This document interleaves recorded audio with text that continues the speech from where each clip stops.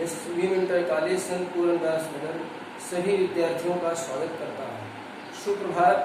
मेरा नाम राम प्रकाश दीक्षित है और मैं आज आप सभी विद्यार्थियों को हिंदी व्याकरण का भाग शब्द युग्म, शब्दों के जोड़े या समोच्चारित समान उच्चारण वाले भिन्न अर्थक अलग अर्थ देने वाले शब्दों का अध्ययन करेंगे। सभी विद्यार्थी इस बात का ध्यान रखेंगे कि ये शब्द हैं क्या, ये समझने की कोशिश करेंगे।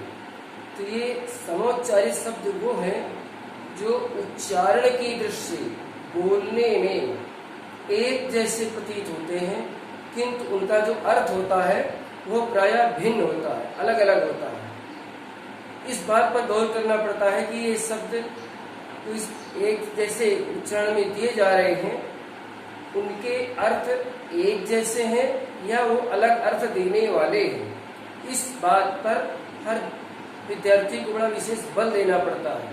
तो अब हम देखते हैं कि कैसे शब्द हैं, इनके भाव को, अर्थ को समझने का प्रयास करेंगे कि शब्द के उच्चारण से पता चलता है शब्द युग्म, शब्दों के जोड़े, समोच्चारित भिन्नार्थक शब्द, समान उच्चारण वाले, एक जैसे उच्चारण या बोलने वाले, अलग अर्थ देने वाले, भिन्न अर्थ, अलग अर्थ देने वाले शब्द। तो आइए आज हम इन शब्दों को ध्यान से पढ़ेंगे और समझने का प्रयास करेंगे। शब्द युग्म है अम्ब, अम्ब। बोलने में दूर से ऐसा समझ में आता है कि एक जैसे अम्ब अम्ब, लेकिन अर्थ में बहुत बड़ा अंतर है। तो अम्ब अम्ब माने माता, जननी, अम्ब पानी, जल, शरीर, तोर, इसके अर्थ ये भिन्न होंगे। इसी तरह से उच्चारण में तो एक जैसे लगते हैं, लेकिन अर्थ भिन्न दे रहे हैं। ठीक इसी प्रकार दूसरा शब्द है, उदाहरण के तौर पर असित, असित। इसमें असित दंती सा आती है, असित, और उसमें तालव्य सा आती है। तो असित, असित माने भोजन किया हुआ, खाया हुआ अन्न, असित बोलते हैं। इस असित का अर्थ है सित, सित माने श्वेत, उसका विलोम शब्द हुआ असित, असित माने काला, सित केसी, श्वेत बालों वाली नारी। इस तरह से अर्थ में भिन्नता आती है और समझ में अलग अलग दिखाई पड़ता है।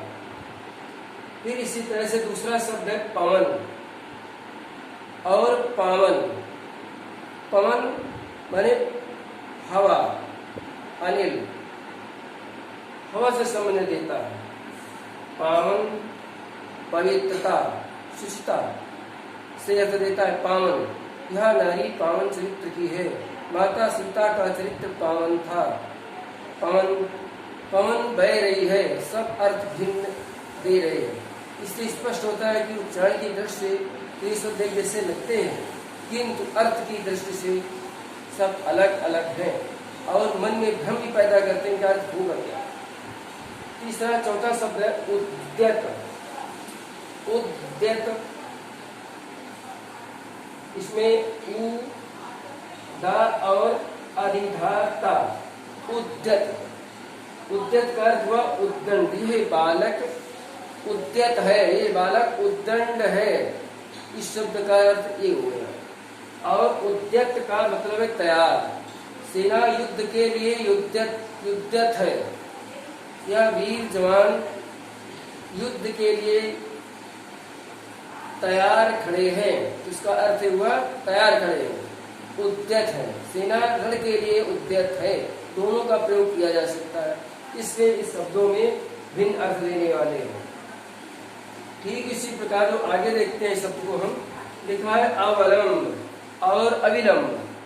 तो अवलंब, अवलंब माने सहारा। अवलंब शब्द का अर्थ होता है सहारा।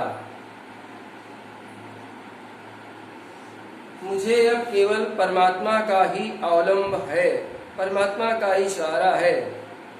अविलंब, अविलंब माने बिना देर किए हुए या शीघ्र। शीघ्र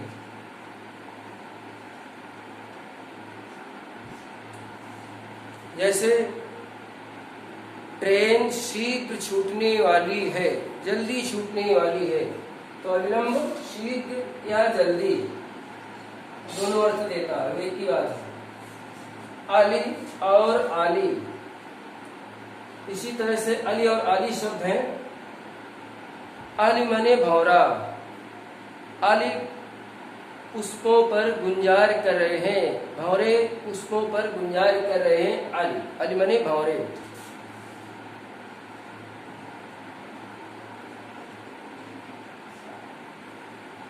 आली सखी, आली माने सखी, ये भी दोनों मिलते जुलते शब्द हैं। अगला शब्द है तरणी और तरणी। तरण का अर्थ हुआ, दोनों शब्द लगते हैं तरणी और तरणी, उच्चारण की दृष्टि बिल्कुल एक जैसे सुनने में समझ में आते हैं, लेकिन अर्थ में भिन्नता है। तरण शूर, तरणी तनुजा, तट तमाल, तरुवर बहुछाई, भारतेंद्र जी ने इसका प्रयोग किया है अनुप्रास अलंकार में। तरणी माने शूर,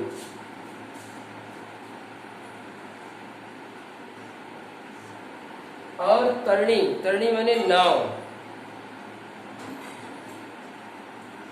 इस तरह से ये जो हिंदी साहित्य में समान उच्चारण वाले, एक जैसे अर्थ समझ में आने वाले या भ्रम पैदा करने वाले ये शब्द होते हैं, और बोलने में तो एक जैसे लगते हैं, किंतु अर्थ की दृष्टि से सब अलग अलग होते हैं। इसलिए इनका अपनी जगह पर बहुत बड़ा महत्व है, और हम सभी विद्यार्थी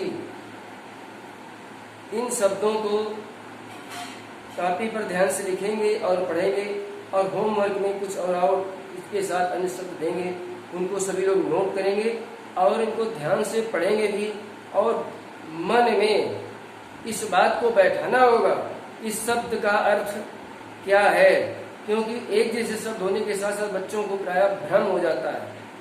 समझ गए? तरणी, तरणी, तो तरणी का अर्थ तरणी, तरणी का और तरणी का अर्थ सूर्य की जगह जाकर के नाव पर लिख देते हैं। इस पर ध्यान देना होता है कि अगर तरणी है, बड़ी की मात्रा है, तो नौका के लिए इसका प्रयोग हुआ है, और अगर तरणी है, छोटी की मात्रा है, तो इसमें सूर्य के लिए प्रयोग होता है। इस तरह से इस कार्य को आप लोग संपन्न करेंगे, और मैं भी अपनी वाणी को यहीं से विराम देता हूँ, और कल के लिए पढ़ने के लिए आप लोग तैयार रहेंगे।